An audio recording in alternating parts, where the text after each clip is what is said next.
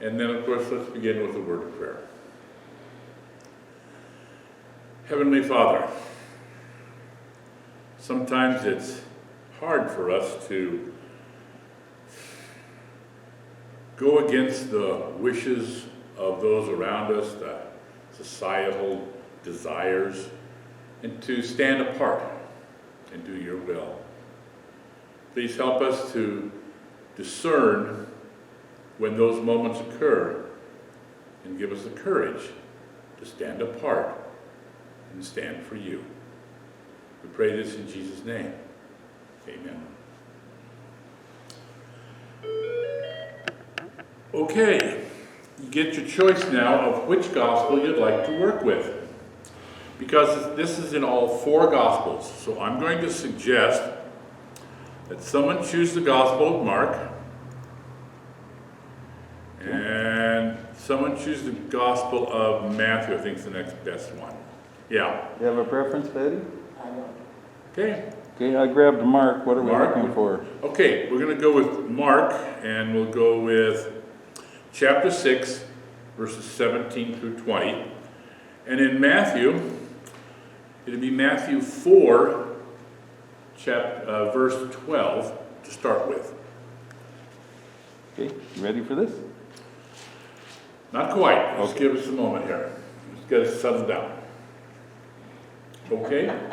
Well, it's a little bit more complicated than it used to be, you know, and it will continue to do this strange complications. Okay. We are now in the second week of May. That's pretty close, isn't it? Well, we're only a week away, so this is next week. But the year is only 28. Okay? And we'll begin in the Gospel of John, which I will read to you. John chapter 3, verse 24 says, "For John had not yet been thrown into prison." That's it. Isn't that nice? So we can do away with the Gospel of John now.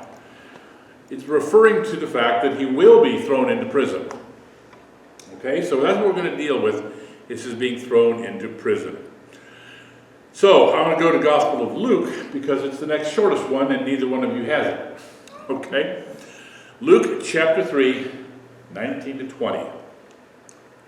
"But when Herod the Tetrarch was reprimanded by him," that's John the baptizer, "because of Herodias, his brother's wife," Herod's brother's wife, "and became of all the wicked things which Herod had done. Herod also added this to them all, he locked John up in prison." Okay, let's look at the characters that are involved here. We have this guy Herod. He's a tetrarch. He's not the great Herod that you're used to hearing about. Herod's great. That was his father.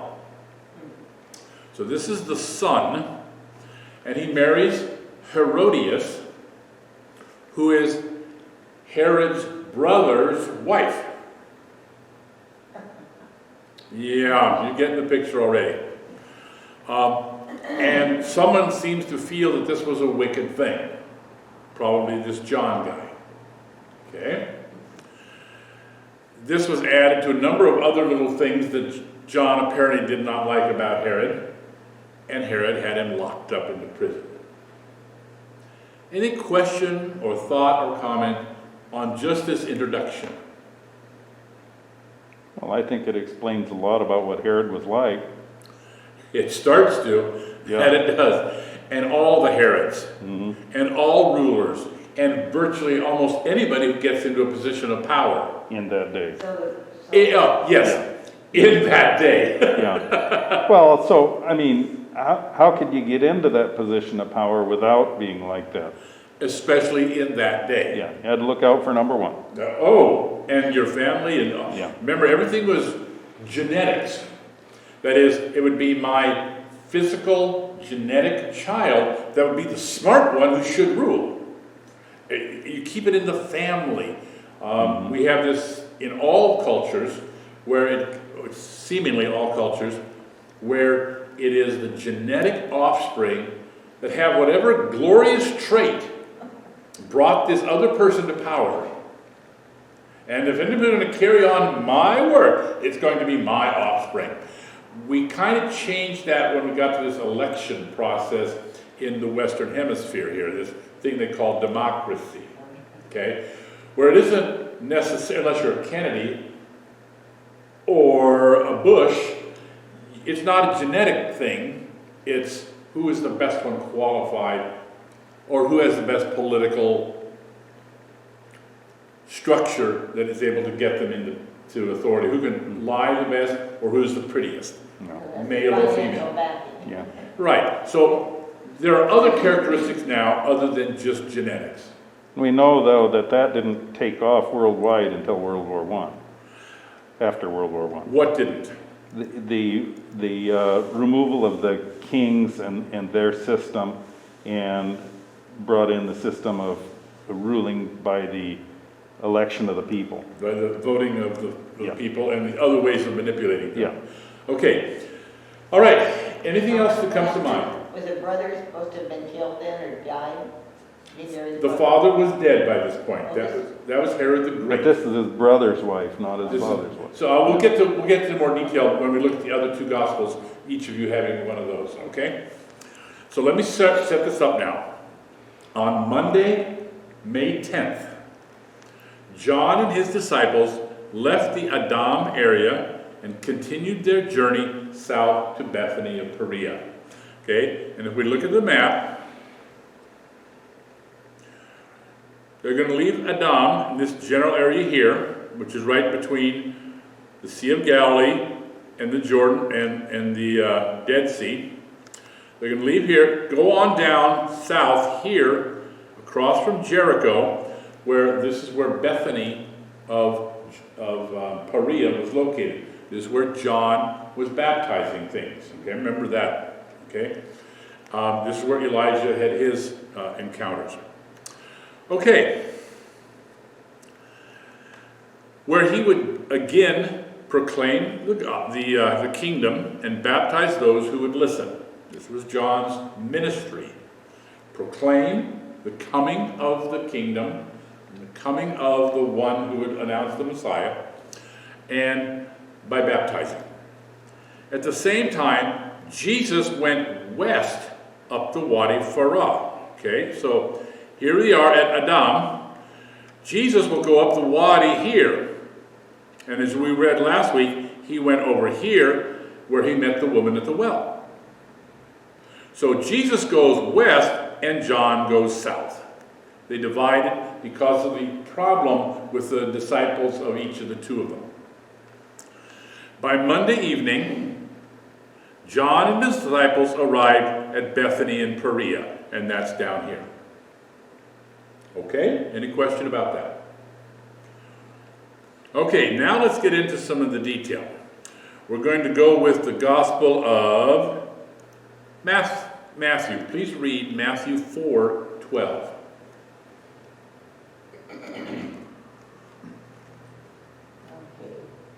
Now, when he had heard that John had been arrested, he withdrew into Galilee.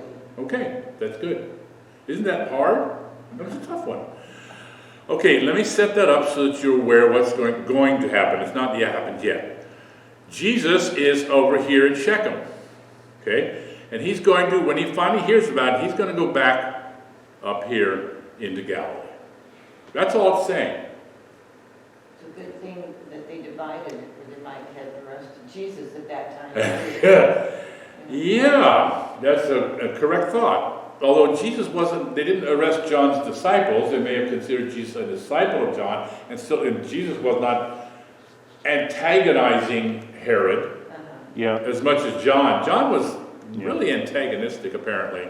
Well, John sounded like John didn't filter what he said at all. He just, I mean, that's right. Okay, let's find out more about this Herod guy.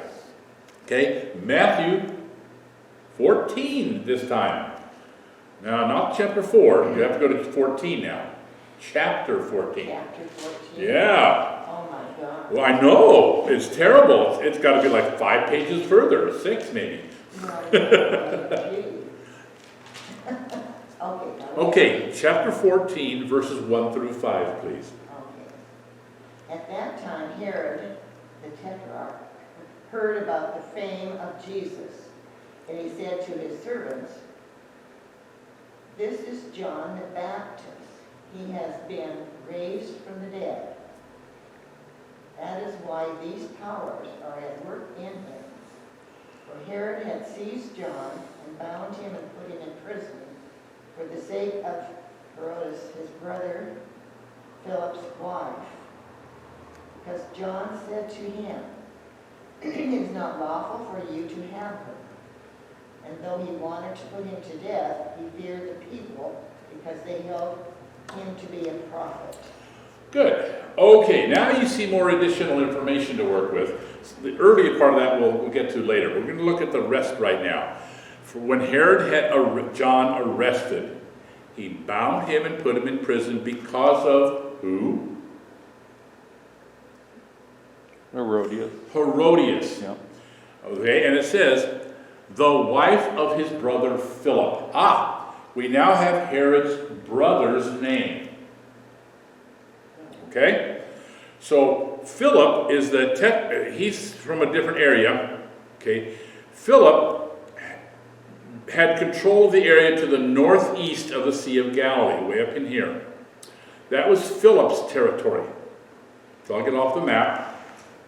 Okay? So Philip had control of this area where Herod had Galilee and Perea on the east side. So this is Herod's territory, and this is Philip's territory. And Herod takes Philip, his brother's wife, Herodias, and marries her. Let's get let's get an understanding of some of these things. In those days, those who were superstars or rulers, I don't mean superstars, rulers, could do virtually whatever they wanted, especially the Gentile type. Okay? Their gods were always capricious. Zeus and Jupiter, whoever you wanted, would constantly find any female he could, or male, and have sex with them. He was, what I don't even know the word to explain that. And all the others did the same kind of thing, or many of the others did the same kind of thing. And it was typical of the ruler to say, I'm the ruler, I can do anything I want. Okay? So there's long since a tradition of this, of marrying in the family. So, somehow, Herod is going to marry Herodias, Philip's wife. Somehow. We're going to work the details out later. But I just want you to understand the situation. It was not unusual among the ruling classes of the world at the time. Do you have a question, a thought, or a comment yet? Well, it may not have been unusual, but that doesn't mean it's right. I mean, Okay. look at our own politics. Okay. We tried to keep it out of the present, remember, just a little while back? But you see where I'm going with it. It's not unusual. No, it's not unusual. People take all kinds of Liberties? Liberties would be a good word. Thank you. Yeah. Yes, and so it is typical of what the Brit once said, the British person. He said, power corrupts, and absolute power corrupts absolutely. He's referring to people's tendency that if I have power, I will abuse it, and those around me will suffer for my behalf. That is a standard among all humans, in my opinion. My opinion is that this is something that's in all of us that we try to regulate, or we have to because someone else is more powerful than us. Okay? But it's a tendency in all of us. Parents, never mind. So, putting that thought aside. So somehow now, this is not unusual, but there is an undercurrent somewhere among the Jews that this is not right. Okay? And that's what we're going to have to explore, because John says, hey, dude, no, you're not supposed to do that. Let's find out more about that then. Okay, the ruler of Galilee and Perea, and let me show you where those places are.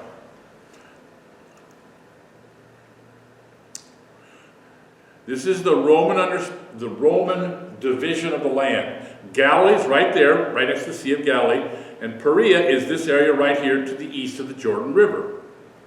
Those are the areas controlled by Herod Antipas. Herod Antipas, the son of Herod the Great. He's the one who slaughtered the innocents. Remember that? Okay.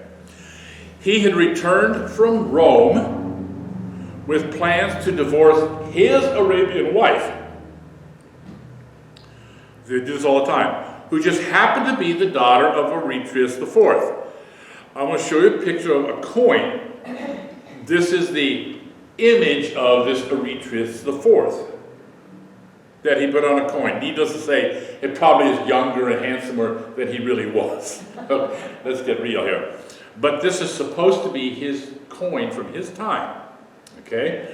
His daughter was married to Herod Antipas. Now, where is this located? Let's see.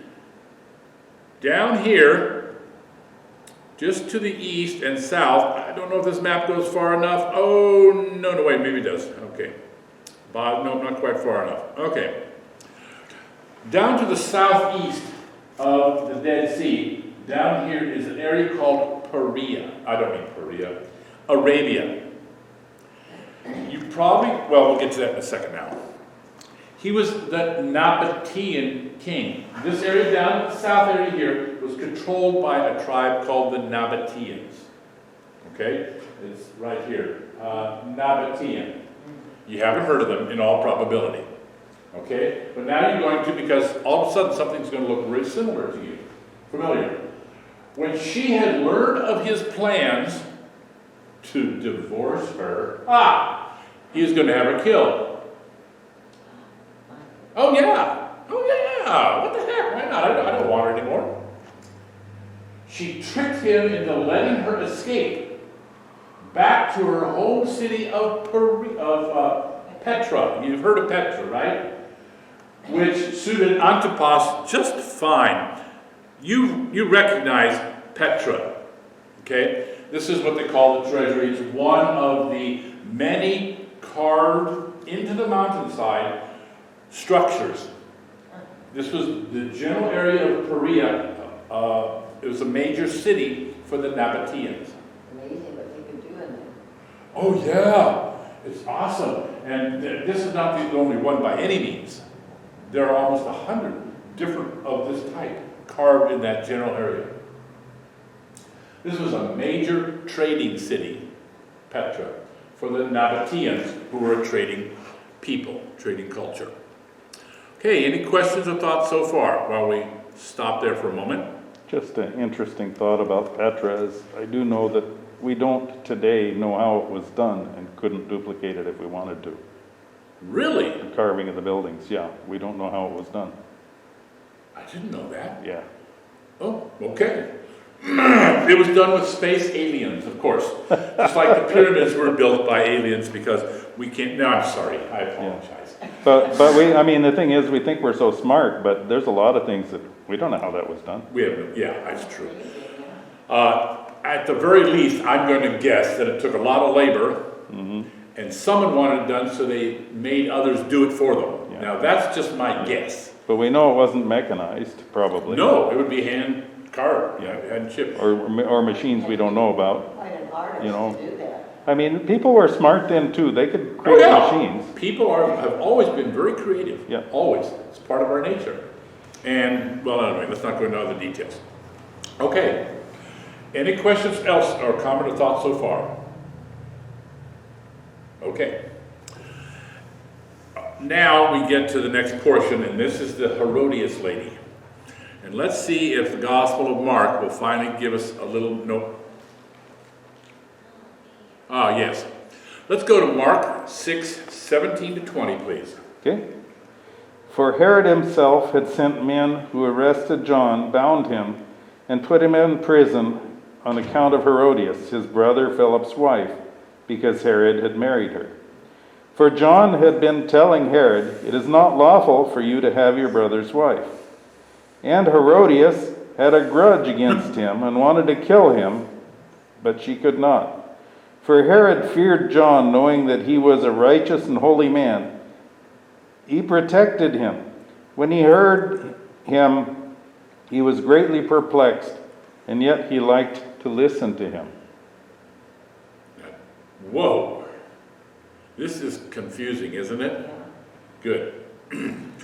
All right, so John is saying, now we've added, it is not lawful for you to marry your brother's wife.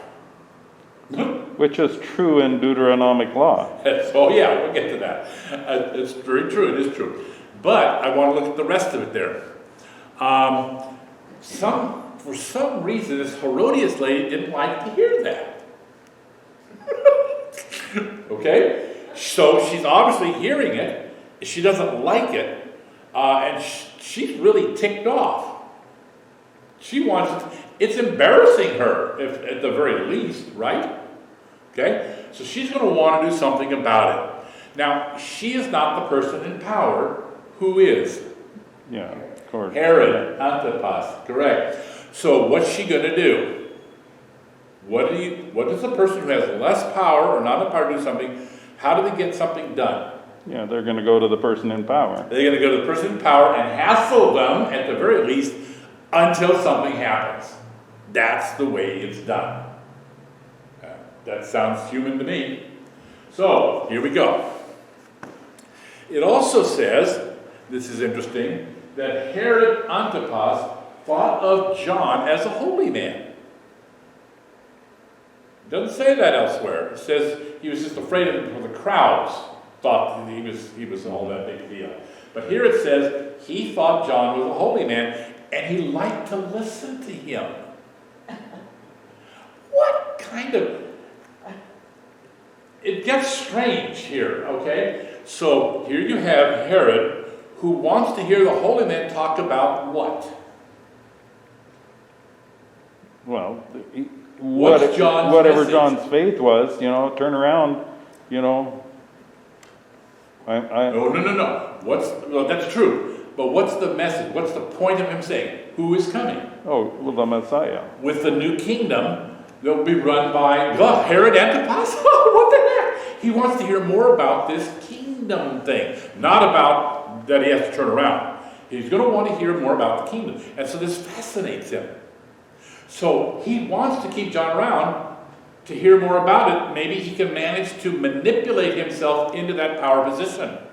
No, he doesn't want somebody else to take the power away. Thank you. I think that's very human. Well, and when Herod the Great died, we know that his son Herod, This guy. inherited less of the power and authority that his father had. That's right. Because he split it up between the Romans pulled it apart and Yeah. said, you now only get these two parts. We're going to give Philip this and we'll give it. See? Yeah. Very correct. So now he's going, I'd really like to know more about that. But my wife is hassling me about this issue, about this John guy. And I can't put up with that much longer. So I'm going to go ahead and arrest him, but I'm going to keep him safe. That's what it sounds like, doesn't it? Yeah. Okay. Because he enjoyed listening to him. I love that. Okay. All right. It also makes me wonder where he first heard from John. How Good. that came about. We'll look into that. Let's see if we can figure that part out too. Antipas then married his niece, Herodias. Now you've got to understand who this Herodias lady was. She had married her uncle, Philip. Now since Philip is Herod's brother, that makes her the niece of Herod. See, it's all in the family, right? So Philip had married his niece, Herodias. Okay? And she had a daughter, and we'll talk about that later. So when she decided to leave Philip, we'll call that a divorce. Herod married his niece, Herodias, his brother Philip's ex-wife. She probably wasn't ex when she came to live with him, but ended up exing him, sort of. Well, and clearly if you look, she was seeking the bigger leader at the time. Bingo. She's going to be kind of power hungry. Yeah. I'm guessing you're correct. And again, typical normal human behavior. She was the daughter of Aristobulus, one of Herod's brothers, or Philip's brothers. That's the third brother in the bunch. She had married Herod Philip, another brother of Antipas, by whom she had a daughter called Salome. Does that ring a bell? Daughter Salome? Ooh. Trying to place it. How about a dance to get the head of John? Oh, okay. Yeah. Salome. There you go. Okay. That's Philip and Herodias' daughter. Mm-hmm. Okay. It was after Herodias divorced Philip that she married Antipas.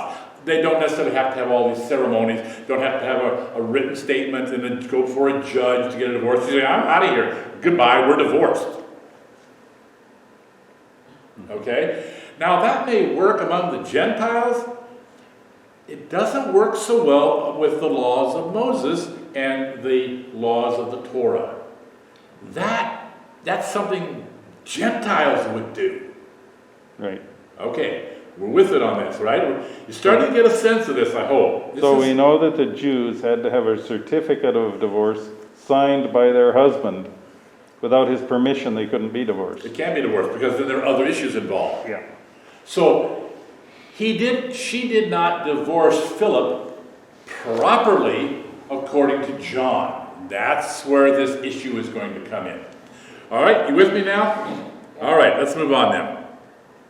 To John, the divorce was not legal. Let's take a look at this. Legal. Leviticus 20:21. If there is a man who takes his brother's wife, it is abhorrent. He has uncovered his brother's nakedness. And then he's messed around where he shouldn't have. Now notice it says that it's abhorred. It doesn't say it's illegal. All right? You with me so far? Because that's going to be the point of contention here. But if God is your king and it's abhorrent to God... Well, we have to go by the literal definitions according to the Torah. That's what you have to live by, or by the law. Okay? So, technically speaking, God did not forbid it. God just said, I don't like it. I don't say you have to like what it is, but that's the way the ruling is. Okay? Okay, to John the divorce was not legal, according to the law, and the relationship was adulterous and immoral. That's not a legal issue. That's a moral issue. Okay? So, it is abhorrent to God, but it is not illegal. Any question or thought so far? No? Okay, this is a technicality that they're working with here. Which is what the Jews... Oh, that's what they were about. That they want to be very careful to keep the covenant.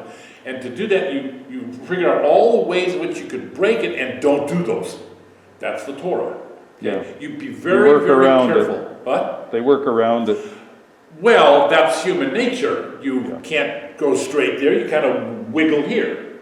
That's human nature too. Again, I think human nature hasn't changed a lot. Thus, John condemned this marriage loudly and publicly. Uh-oh. He was a rabble-rouser. Because John was preaching to such large crowds, according to the scripture, on a major road from Perea to Galilee, many people were becoming dissatisfied with Antipas. And the constant harping really bothered Herodias. Does that sound familiar? Mm-hmm. And very human. Okay, you understand that pain there. The summer was beginning, and the hot winds called the Sirocco's were beginning to blow. Oh, aside quickly on the Sirocco. And I think I'll have to check on it, but I think if after 3 days of this hot wind blowing, a wife displeases her husband, he can divorce her just by saying so, because it's such an irritant. Okay? When you are of course up here it never gets hot, but if you were in a situation where it was hot, you were hot and bothered and sweating and the dust was blowing, it was just not comfortable because your windows couldn't keep the dust out. After about 3 or 4 days, you're not going to be the happiest of campers. And if the wife burns the meal, get out! And that was considered okay during a Sirocco. And I just want to give that as an aside. It's kind of like, yeah, that's understandable. She should never have burned it. She deserves it. Remember, she's not a full member of society. It's the man's society. Okay? So she's kind of like a property thing. Okay, here we go. Everyone was on edge. Antipas and Herodias had just left Jerusalem, where they were visiting, and it's cooler up there, and were beginning their journey back to Galilee. They had made the trip down the Wadi Kelt to Jericho. Now I'm going to show this to you so you understand just what's happening. All right, here is Jerusalem. We've been here before. There's Jerusalem. They leave Jerusalem and go down the road, down the Wadi Kelt, which is on both sides of this. This road on the south side here is the new Roman road. This is the ancient road. They're not going to take the ancient road. They're going to take the Roman road because they're going down in comfort. You know, you see the 4 slaves carrying I don't know how they did this, but she probably didn't exactly ride on a donkey. Okay? So is a wadi not, I thought a wadi was also like a stream bed, so it's a low, smooth spot? At the lowest end of it, what it is a place where there's a flash flood frequently. Okay. And the water comes and washes everything down, and then it dries out. Yeah. The wadi is a dried stream bed. So here he comes down this wadi on this Roman road here, down through to New Jericho, not the old Jericho, the one where Joshua dealt with. This is the new Jericho. It's been rebuilt. There's a bridge over the wadi. It's very residential. It's built for the upper class. You know, a nice Palm Springs kind of thing, or Las Vegas kind. It's a nice place to go where you get to be comforted. And it's pleasant there because there's water, etc. And they pass through Jericho. They go over, of course, to the ford of Jericho, or they go up here. And they're going to go this area one way or the other. Now, if they're going to go north, they're going to go across to Bethany, and then they go north up this road, up to Adam, and on to Galilee, up through Perea. After all, he's the ruler of Perea. This is his turf. Well, to do that, he's going to pass by Bethany, where John is baptizing and preaching.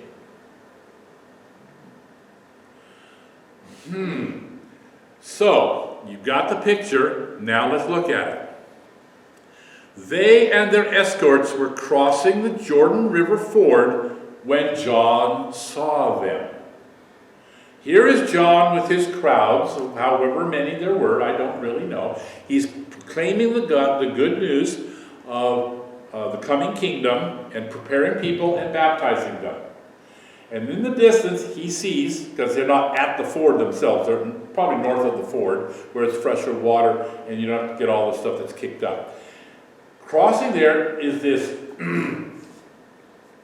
caravan, I'll call it that, it isn't that big.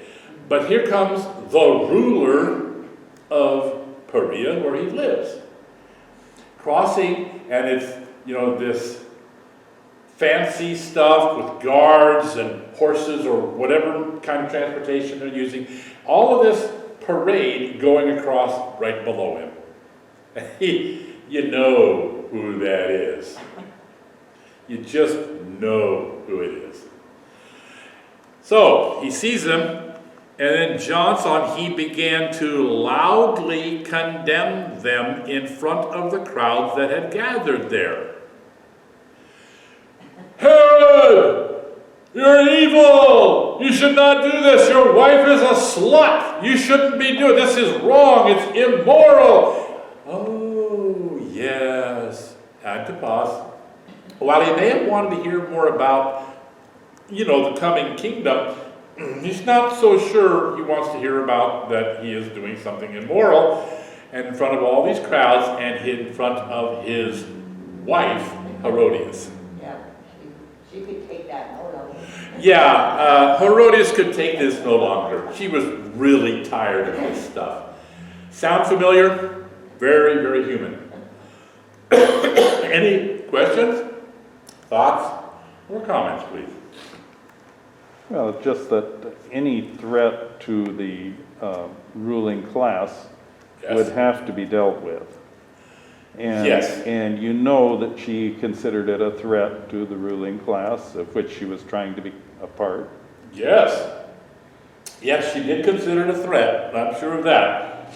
And I'm sure she would have to then let Philip, Herod, who doesn't seem to be doing much about it, that he needs to put this more on the front burner rather than the back burner.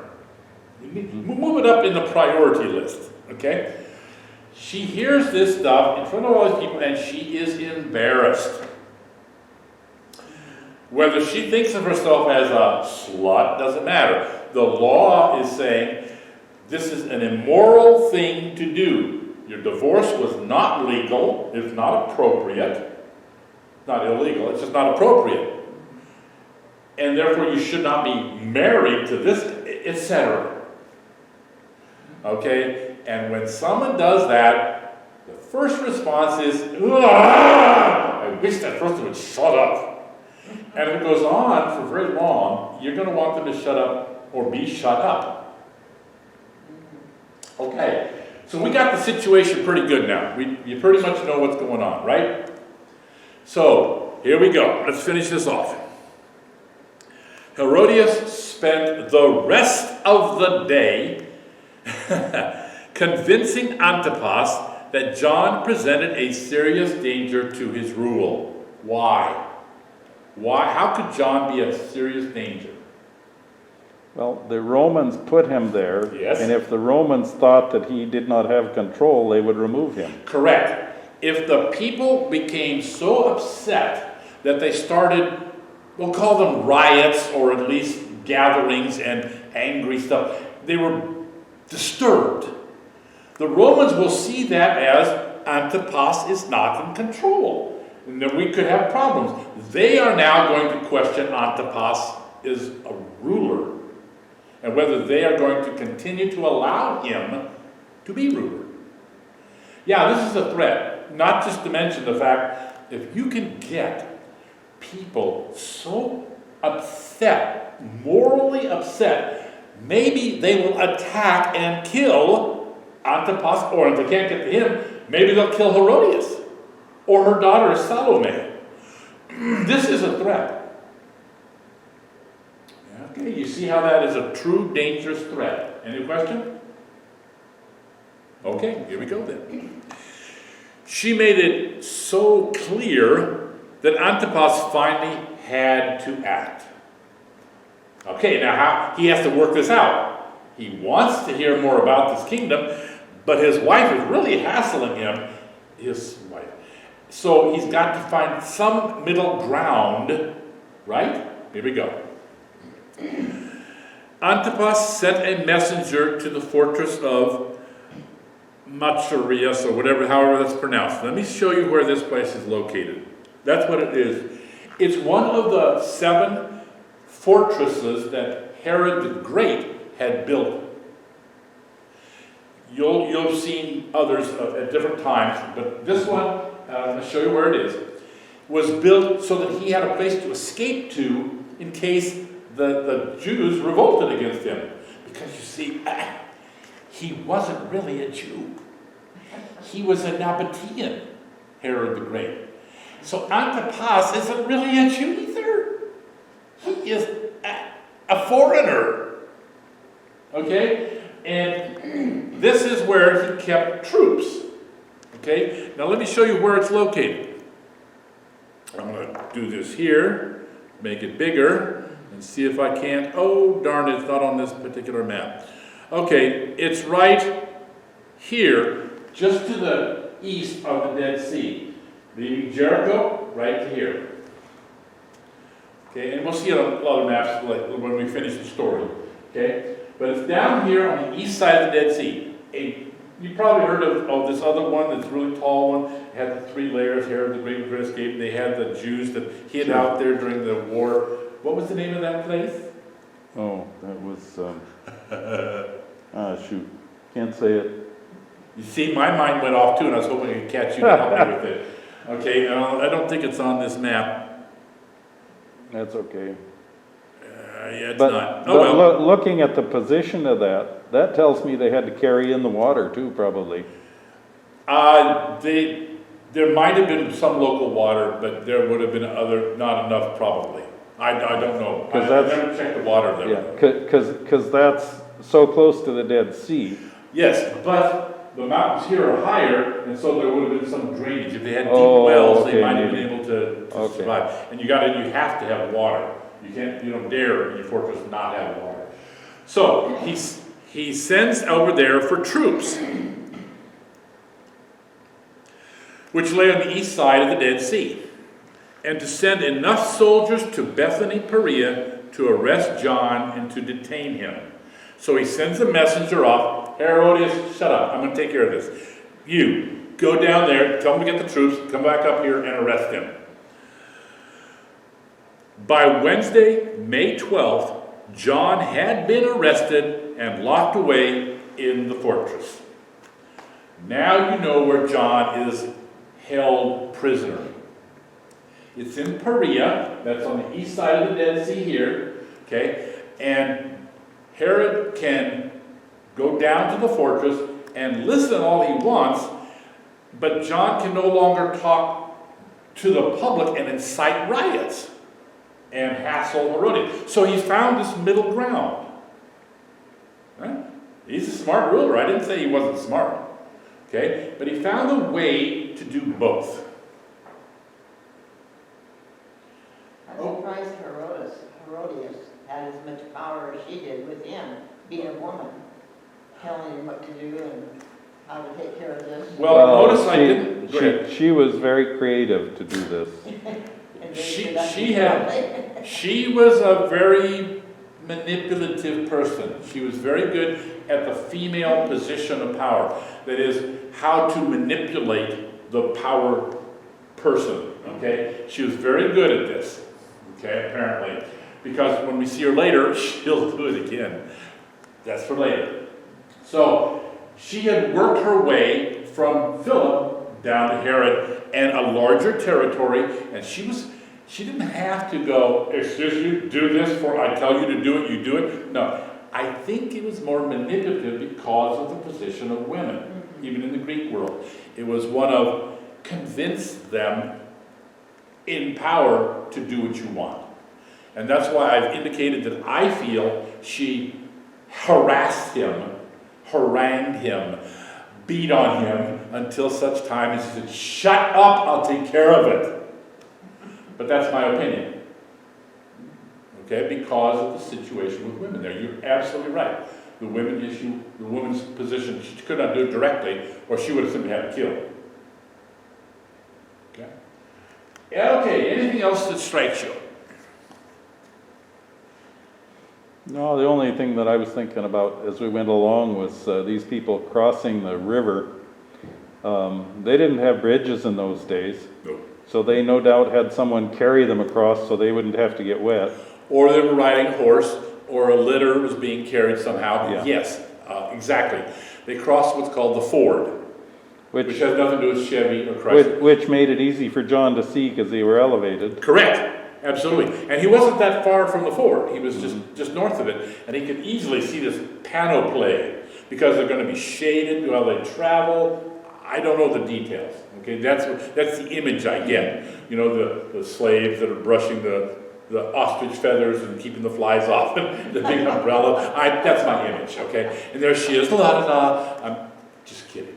Okay, I don't know, but it was easy for him. He was close enough to see this parade crossing the ford. And yeah, you're right. Okay, anything else that strikes you? This was simply a story of his arrest and why he was arrested and who the actor and actresses are in this plot. Because this story will continue later. Okay? When we went back, let's see then. Yes. It was the gospel. You did Matthew, didn't you? Yes. Yes.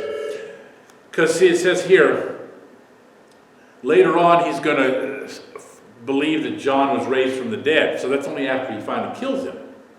See, this part, I had to leave that in there because I needed this part for when Herod arrested John. Okay? And then if you'll recall, in the Gospel of Mark, I think it was, no. Let's go to John then. No, it's got to be Luke. No. All right, it doesn't really matter. All right, anything else? Are we good with that? Okay, then in that case, the next time we get together, we will look to see that Jesus, back in Galilee, will heal the centurion's son.